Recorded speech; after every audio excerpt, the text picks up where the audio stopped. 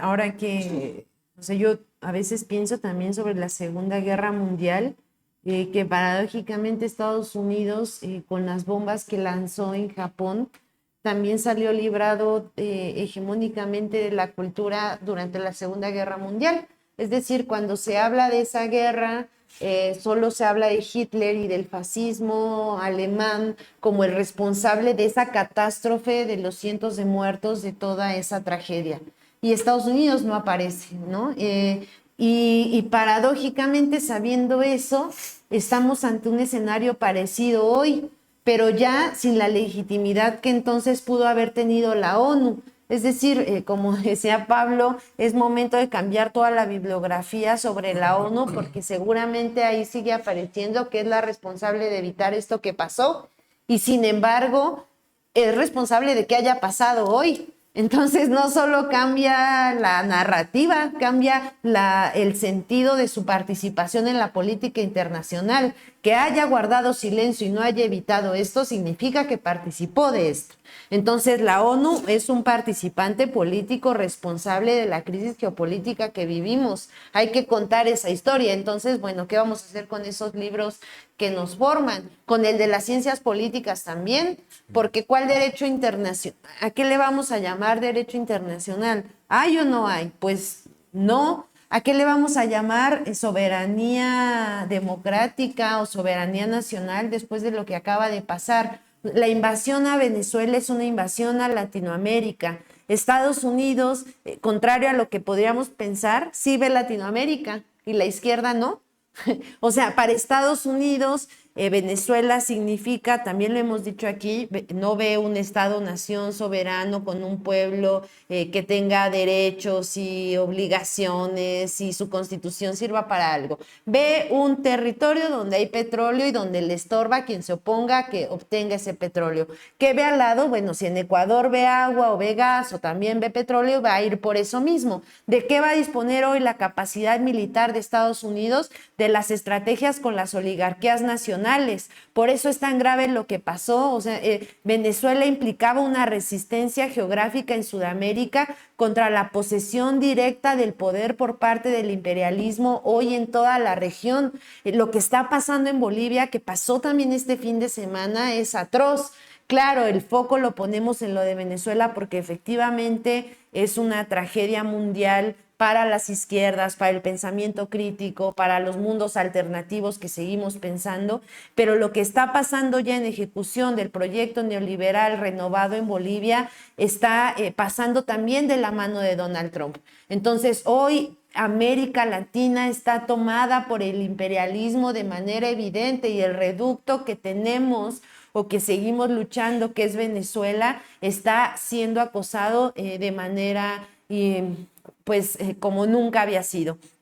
A veces yo también este fin de semana reflexionaba y lo comparto esto con el auditorio sobre que quienes hemos estudiado Venezuela o hemos vivido en Venezuela nos hemos acercado a conocer esta realidad y tal vez desde ahí podemos decir algunos elementos u otros.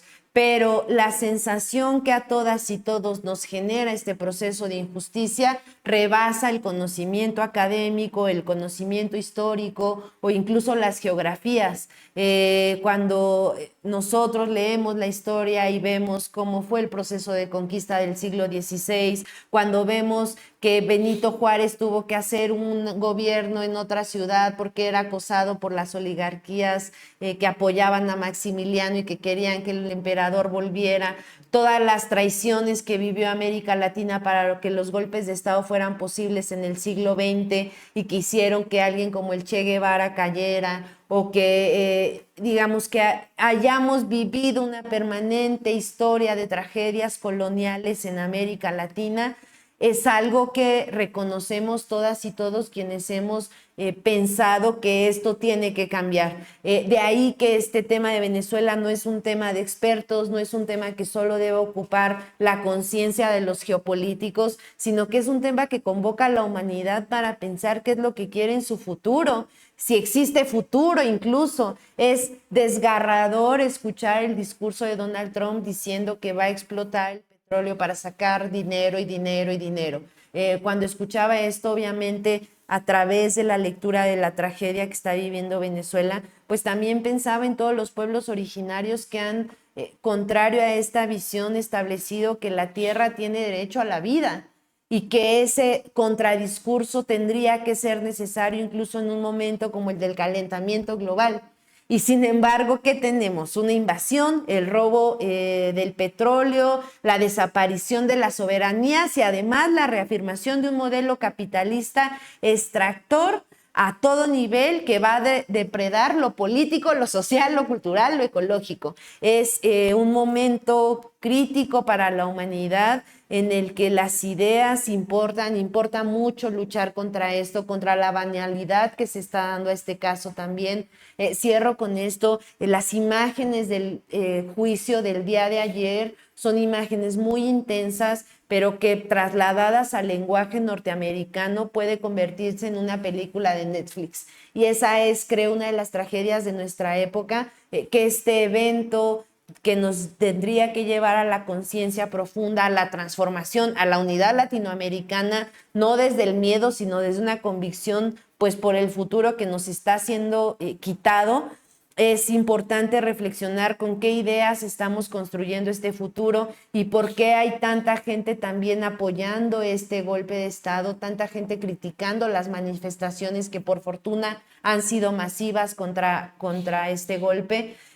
Sin embargo, es necesario pensar con qué ideas vamos a reconstruir la unidad latinoamericana, porque no la estamos viendo. Estados Unidos sí ve una región en su conjunto y ve lo que tiene que hacer en todos nuestros países, pero tal vez desde la izquierda no nos estamos viendo como resistencia, como alternativa al imperialismo y como unidad latinoamericana. Y ahí perdimos mucho cuando se nos fueron varios intelectuales latinoamericanos y caribeños. Perdimos mucho cuando en la academia nos decían, ¿para qué quieres usar ese concepto de imperialismo si ya no dice nada? ¿Para qué quieres la teoría de la dependencia y volver a Marini, a Teotonio dos Santos, y a Vania Bambirra, y a Alonso Aguilar, y a Fernando Carmona acá en México? Mejor analízalo esto desde otro tipo de lugar teórico, ¿no? Vuelve a analizar la parte realista de las relaciones internacionales. Vete con los autores, bueno, la cantidad de cosas que uno tenía que ver con Huntington, por ejemplo, ¿no? O cuando te hacían leer a Schumpeter, ni más ni menos, para analizar la política. O sea, ya no digas la economía nada más, ¿no? Sino meter a Schumpeter como parte de la teoría política contemporánea en la academia mexicana. O sea, perdimos tanto con este tipo de cuestiones que, como decías ahora, Marcela, es sumamente importante y es sumamente relevante revitalizar la teoría social latinoamericana a la luz de los hechos, a la luz de lo que ha sucedido, para poderle dotar de sentido a este momento que vivimos, porque si no, perdemos mucho. Hay una gran cantidad de analistas que están haciendo análisis de lo que sucede en Venezuela, distanciándose supuestamente, y se dicen progresistas además, distanciándose de que si Venezuela era democracia o si no era democracia, en fin, tienen una imposibilidad teórica de poder analizar lo que es la democracia en América Latina, lo que es analizar la historia popular y plebeya latinoamericana, y por eso es que es importante volver a los conceptos, Pablo. Y ahí es donde quiero la reflexión tuya, porque el hecho de haber secuestrado a un presidente, el hecho de haber bombardeado a una capital, el hecho de haber dicho, como descatabas hace un momento, de que el departamento de la mentira es el departamento de la justicia, que ahora sabemos que cambió la causa judicial y que el cártel de los soles no es esa estupidez que nos contaron todo el tiempo, sino que fue una manufacturación de consenso, precisamente construida con los medios de comunicación, y ahora nos dicen, no, es que Nicolás Maduro construyó una red de corrupción y bueno, pues le pusimos así cártel de los soles, ¿no? ¿Cómo podemos analizar cuando hay un doble rasero de la ley, cuando hay una manufacturación de consenso, cuando se viola el derecho internacional, cuando se establecen medidas coercitivas unilaterales en contra de un país, cuando se le bloquea la posibilidad de establecer relaciones comerciales para hacer uso del mercado mismo que ellos impusieron. ¿Cómo podemos analizar ese conjunto de factores en el contexto actual? Ah, Creo que es un momento pedagógico, así como lo son todas las crisis. ¿A qué me refiero? Basta de pedagogía. Qué curioso que fuera, Clase desde que Freire. fuera pedagógico, ¿no? Porque es un momento para ver las cosas tal cual son. Por eso son valiosas las crisis, ¿no? Digo, dentro de todo lo negativo que tienen. Muestran muchos de los velos que antes se tenían, se caen. Y entonces todo se ve más fácil, más digerible, sin tantas, digamos, deformaciones. Y entre esos velos, yo me preguntaba, ¿cómo es posible que haya gente celebrando que Estados Unidos intervenga a un país, secuestre a un presidente y tome como costo el petróleo? Porque efectivamente hubo declaraciones de venezolanos en Chile y en otras partes, incluso aquí mismo en México, que decían: qué bueno que llegaron a liberar Venezuela, a llevar la democracia, y bueno, si tienen que tomar el petróleo, es un costo menor a cambio de hacer salvaguardar los derechos humanos que tanto violó Nicolás Maduro. Yo escucho y escucho esas declaraciones y pienso, estas personas están alucinando, son alucines, ¿no? Tienen la percepción de la realidad bien alterada. ¿En qué planeta viven? Es decir, violaciones de derechos humanos son las que cometieron los gringos al meterse a ese país. No, decía hace un momento Aníbal, no tenemos cifras exactas de los muertos que hubo. Se hablan de 40 personas, pero seguramente hubo más. 32 guardias cubanos asesinados. Y básicamente la declaración de Marco Rubio fue como: no matamos a casi nadie, bueno, sí, quizá a unos cubanos, que parece que porque son cubanos entonces no son humanos o no sé qué. Y entonces eso no son violaciones de derechos humanos. Tú les preguntas: a ver, enuméreme cuántas violaciones de derechos humanos cometió el gobierno de Nicolás Maduro. No te responden con otra cosa, ¿no? Dan la vuelta. Es decir, no hay razonamiento en esto. ¿Qué sí hay? Pues efectivamente, hay una repetición de verborreas y de conceptos que justamente, ¿dónde nos están enseñando? Claro, en los medios de comunicación, en los autores, en las universidades, que nos enseñaron a pensar como ellos. Pero ahora, ante los hechos, desde luego, pues ellos van a tratar de instalar otra narrativa muy cínica, por cierto, como decía Marce, o sea, que abiertamente digan: sí, es el petróleo, ¿y qué? Y que los otros cipayos respondan: bueno, que se lleven el petróleo, no pasa nada.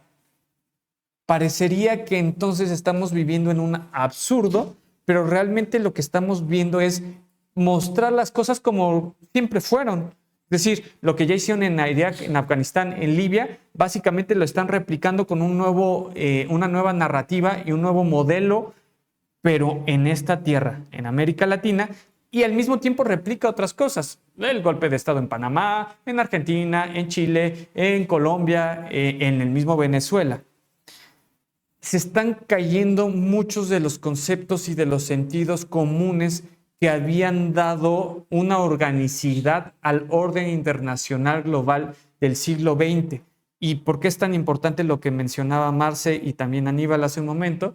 Porque efectivamente tuvo que haber dos guerras mundiales, como la primera y la segunda, la destrucción de básicamente Europa y de millones y millones de vidas. Tan solo 27 millones de soviéticos murieron en el frente oriental durante esa guerra. Y claro, todos siguen creyendo que fueron Estados Unidos los que derrotaron a los nazis. No, no fue así. Fue la clase obrera europea, ¿no? Y soviética revolucionaria. Y por el otro lado, esa guerra, digamos, tuvo que destruir sentido común construido durante siglos para que se llegara a pensar o a imaginar el nuevo orden internacional forjado con lo que produjo la nueva ley que fue la ONU. Hoy, que ahora esa ONU se ve destruida, colapsada, que ese orden legal queda completamente rebasado y obsoleto, nos remite justamente a este retroceso. Es decir, las condiciones que dieron pie a la Segunda Guerra Mundial se están repitiendo. Es la destrucción de un orden social y nos está colocando nuevamente en la idea de la violencia como la única forma de organización de la vida social. Como podrán darse cuenta, es muy grave. Entonces, no hay capacidad, ni siquiera intención de aparentar absolutamente nada. ¿Qué es lo que quiero delinear con esto? Que la vida misma está en entredicho a partir de este momento. Yo sé que ahorita todavía muchos están pensando, que no hacemos tal declaración por las inversiones. Yo vi la declaración de los gobernadores de la 4T y dije, ay caramba, o sea, ni siquiera mencionan a Venezuela, ya ni de qué decir a Maduro y a Cilia, o sea, no dicen absolutamente nada. Eso no puede seguir sucediendo. Vi la declaración de Luis Alcalde, tampoco menciona nunca a Maduro ni a Venezuela. O sea, parecería que entonces no vamos a exigir la liberación de estas personas que están secuestradas y rehenes allá en ese territorio. Parecería que entonces Venezuela está allá, que parecería una papa caliente, que ahí la abandonamos y que la hagan como puedan y simplemente hacemos declaraciones más fuertes. Afortunadamente la declaración de la presidenta fue más subida de tono, más directa, más clara, ¿no? Que todas estas personas que no sé en qué mundo viven y que parece que no tienen una lectura propia. Carencia de formación política e ideológica, puede ser. No lo digo así porque cuando uno tiene un poquito más de preparación política e ideológica, pues sabe que no puede dejar esos significados vacíos, ¿no? O sea, necesitamos ponerle el nombre y apellido a los procesos que estamos viviendo, caracterizarlos como violaciones a derechos humanos, como violación al derecho internacional, como genocidio lo que sucede en Gaza, como secuestro y no captura. O sea, generar ese tipo de narrativas a partir de conceptos es lo que tendría que estar haciendo entonces la clase política mexicana, que se dice ser de izquierda y que lamentablemente a nivel de los gobiernos estatales no lo hemos visto. Entonces, si es una falta de preparación político-ideológica, lo que tendríamos que estar haciendo es precisamente lo que decía Marcela: mirar más hacia América Latina, cosa que sí hacen los Estados Unidos, y dejar de meternos teorías equívocas, con pretensiones incluso hasta coloniales en nuestra cabeza, que nos impiden, que es como si fuera una camisa de fuerza, e incluso una venda en los ojos que nos impide ver la realidad. Siendo así, entonces, Marcela, tenemos una respuesta por parte de México. La presidenta Claudia Sheinbaum ha dejado claro que esta es una grave violación al derecho internacional. Lo volvió a repetir el día de hoy Alejandro Encinas en la OEA. Sin embargo, no tenemos organismos que nos permitan hacer frente a esto. Una OEA, un Ministerio de las Colonias, no hay una CELAC unida, además requiere de los consensos, y si no hay consenso no se puede hacer absolutamente nada con la CELAC. No hay una UNASUR porque Lenín Moreno, ese personaje atroz de la política ecuatoriana, le dio el punto final a la UNASUR, que era uno de los esquemas de integración más avanzados. ¿Qué tenemos como herramientas para hacer frente a Estados Unidos en este momento actual? Bueno, varias cosas sobre lo que acaba de decir Pablo también, lo que mencionas. Yo creo que, decía Pablo, se cae la máscara de Donald Trump y sí, eso es una crisis, se ve en las raíces de los procesos, pero también se cae la máscara de la izquierda. Es decir, ahí también se mide varias cosas que la misma izquierda pudo haber estado formada por los medios de comunicación sobre Venezuela. Y ese es un gran vacío. Es decir, mientras ha pasado la revolución bolivariana, ¿qué estaba haciendo la izquierda en la región? ¿Dónde se formó? Para quienes hemos estudiado Venezuela, bueno, nos fuimos a vivir ahí, a trabajar, a estudiar ahí, a escuchar las voces, etcétera. Y reafirmo lo que dije hace un momento. Quien comprenda las luchas por la justicia en América Latina va a comprender la lucha venezolana. Quien no las comprenda o quien las odie va a odiar la venezolana como puede odiar cualquier otra. Quien odia a AMLO seguramente puede odiar a Maduro, o a Chávez o a Pedro Castillo. Es decir, América Latina es un gran espejo tanto en la izquierda como en la derecha. A veces lo que estamos viendo hoy, paradójicamente, es que, por ejemplo, el Instituto Nacional de Formación Política estuvo activo en la elección como observador electoral en el 24, como participante político en el instituto. Entonces, que hoy se acerquen, pues, no sé, acabas de mencionar la secretaria del partido, o sea, podemos formar a quienes no están formados, pero formar a la gente que ya está dirigiendo un partido es decir, eso no corresponde a ese orden. Esa tendría que ser, el partido de Morena tendría que estar reafirmando la convicción, pues ya no digamos socialista, porque sabemos que no tenemos el socialismo en México, pero sí la convicción de soberanía de izquierda en la región y apoyando al gobierno de Maduro en su legítima gobierno. O entonces el instituto que participó en la observación electoral no pensó que la elección era legítima, y ahí sí se ve un vacío importante de las izquierdas en la región. Es decir, ¿quién va a sostener la colectividad de Unión Latinoamericana? Porque lo primero que hace un gobierno progresista o de izquierda o alternativo o anticapitalista es su posición antiimperialista. En cualquier proceso colonial que ha vivido el mundo, lo que caracteriza a las rebeliones es su condición anticolonial.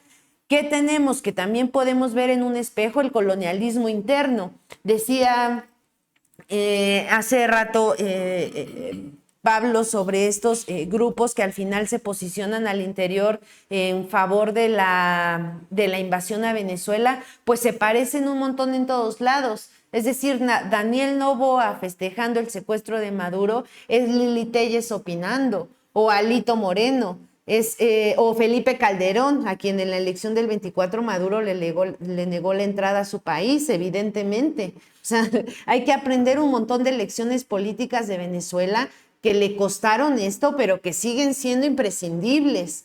Cualquier proceso de izquierda tiene que saber que va a contar en contra con todo el proyecto imperialista. Alguien como Claudia Sheinbaum lo sabe, también por eso ha sido cuidadosa, pero sí falta más énfasis en decir que no vamos a permitir que se siga sosteniendo ni en palabras ni en acciones el acoso a Latinoamérica. Y repito, si ustedes quienes nos escuchan alguna vez sintieron la indignación por los asesinatos de Zapata, el asesinato de Villa planificado en Estados Unidos también, por el secuestro de Evo Morales, ¿no? El golpe de Estado en Bolivia, por infinidad de procesos de resistencia que han sido cancelados de esta manera, van a encontrar un eco en lo que está pasando en Venezuela. Quienes no, los venezolanos que están contentos con lo que acaba de pasar, representan la misma clase de México que se pone contenta de pensar que nos van a invadir. Es decir, un venezolano, porque la tragedia de Venezuela, contrario incluso a quienes no la reconocen, aunque hayan salido de su país, ha sido el bloqueo de Estados Unidos.